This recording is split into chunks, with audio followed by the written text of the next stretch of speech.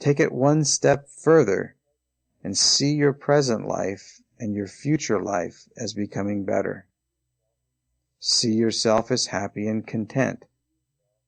See yourself as the loving and caring person that you are, and notice that you are no longer worried or anxious. Notice that you are enjoying life, interacting with other people that you like, and feeling very satisfied.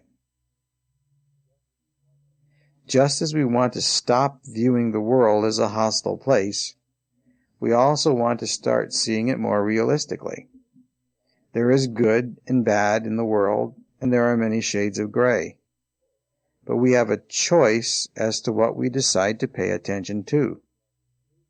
It is our decision to focus on the nice, beautiful things, or it is our decision to focus on the dark, murky, depressing things.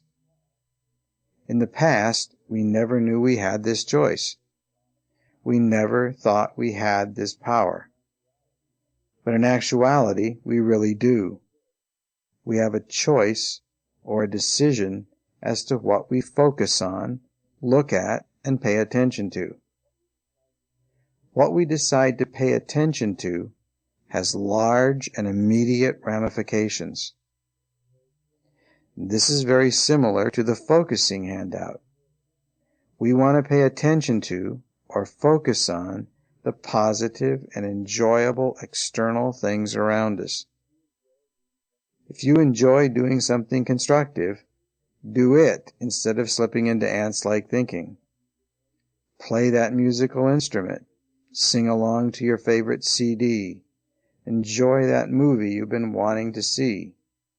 Deliberately choose the upbeat, positive, and good types of entertainment. Watch comedies on television and in the movies. Limit your exposure to the news and other negative events. You can still stay in touch with the world without having to wallow in all its mire. What you decide to pay attention to has major consequences for your mood, your thoughts, and your progress against social anxiety. You can decide to focus your attention on the more positive or upbeat things in your life. It is much more of a decision now when you realize that you are the one who decides what you're going to pay attention to. So choose the healthy alternative and deliberately focus on the good. Please take a look at your next handout. It is called The Good, the Better, and the Beautiful. Because many of us have been through such a painful and traumatic past, it is very healthy for us to dent the vicious cycle of social anxiety by learning to see the world in a better, more healthy, and rational light. Here are simply some suggestions. Number 1, sit down every day for a few minutes. Allow yourself to relax with the method you prefer best, and image or imagine a beautiful place you have been. Notice all the colorful details you can see. Add the details in if this makes it stronger for you. Notice how beautiful, peaceful, and serene this place in your mind really is. Any slowing down activity like this is helpful for us to do every day. We need to stay still and quiet and be dwelling on the good, the better, and the beautiful. We need to fill our mind with healthy thoughts, with realistic thoughts, with positive thoughts. It's time we told ourselves the truth.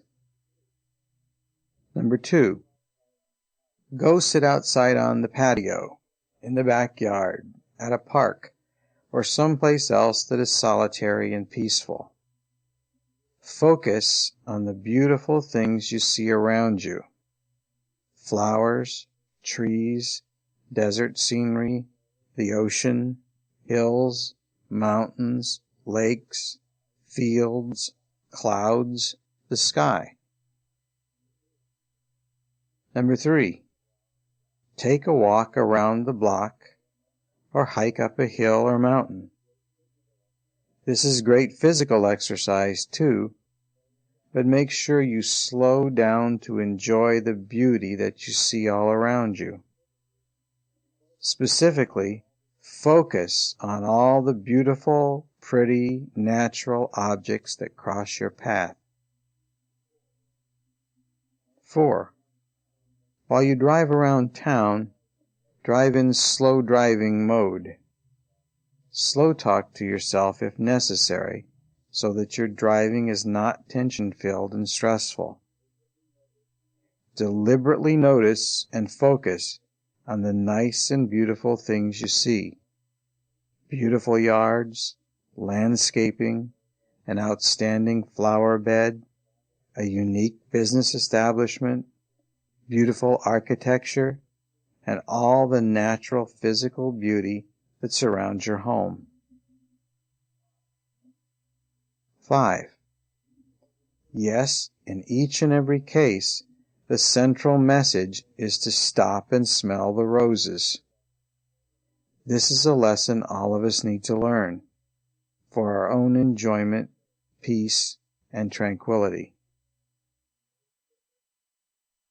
6.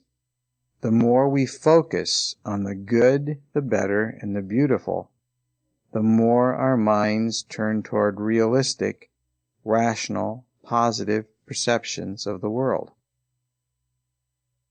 7.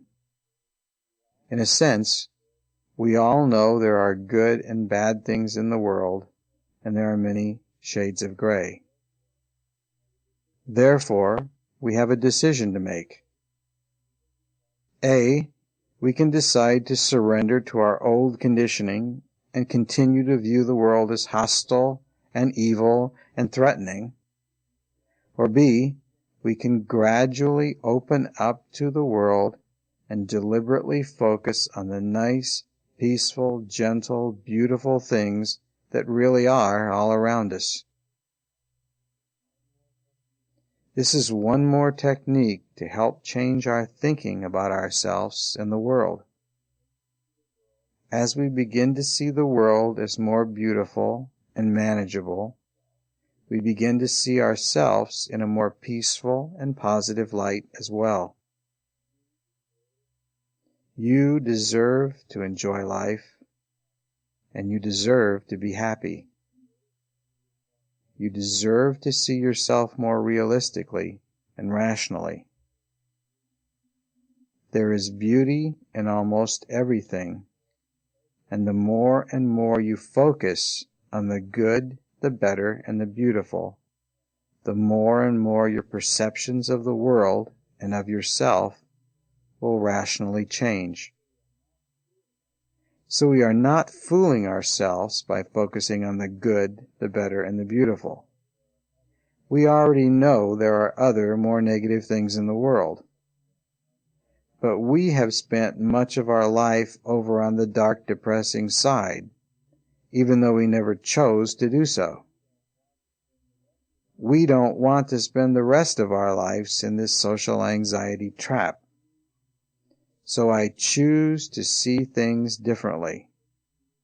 I consciously choose to focus on the nice things, the beautiful things, and the good things. Let someone else notice the depressing and negative things. I choose to see the goodness that the world has to offer. I choose to move toward health and peace.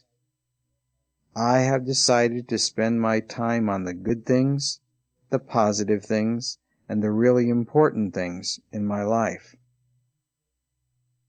As I focus on the good, the beautiful, and the important things, it not only makes me more open and happy, it allows me to see the world in a much healthier way.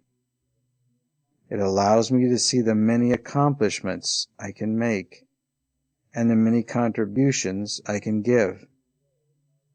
It makes me aware that my life has meaning and value.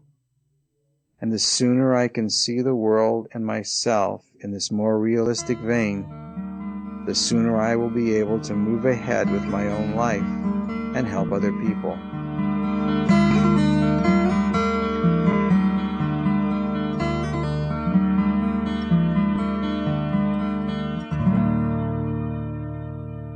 Now let's take a look at our progress from a physiological or neurological basis. The next handout in your booklet deals with setbacks again, but it is what setbacks involve from a physiological or brain standpoint. Setbacks: two competing neural pathways in your brain. Setbacks happen to everyone recovering from an anxiety disorder. Unfortunately, I have never worked with anyone who didn't experience a few setbacks on the road to full recovery. It happened to me too. But please remember this: you can't